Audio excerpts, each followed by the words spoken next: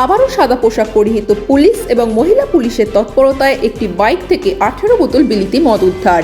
ঘটনার বিবরণ থেকে জানা যায়, আজ দুপুরে নিয়মিত যানবাহন চেকিং করার সময় TR 06E5872 নম্বরের হেলমেটবিহীন চালক দেখে বাইকটিকে দাঁড় করানো হয়। সেই সময় সাদা পোশাকের পুলিশ এবং মহিলা পুলিশ যৌথভাবে বাইকের কাগজপত্র চেক করার সময় দেখতে পায় বাইকের একটি ব্যাগের মধ্যে 18টি বিলিতি মদ রয়েছে। ওই বিলিতি মদের বৈধ কোনো কাগজ দেখাতে পারেনি ওই বাইক চালক। পরবর্তীতে পুলিশ অবৈধ বিলিতি মদ সহ ওই ব্যক্তিকে আটক করে নিয়ে আসেন থানায়।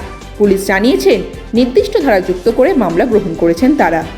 Bureau report, Raatdin news network.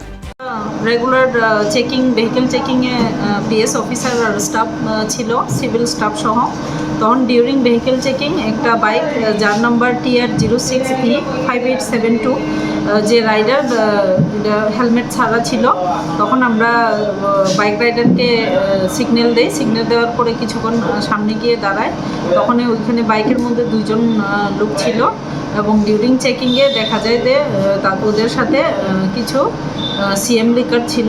ওই CM লিকারগুলি তাদের কাছ থেকে আমরা যে সময় জিজ্ঞাসাবাদ করি যে তাদের কাছে কোনো ভ্যালিড ডকুমেন্ট আমরা পাইনি, ওরা ইলিগেলি এগুলি নিয়ে এসেছিলো। তারপরে অ্যাকর্ডিংলি তাদেরকে আমরা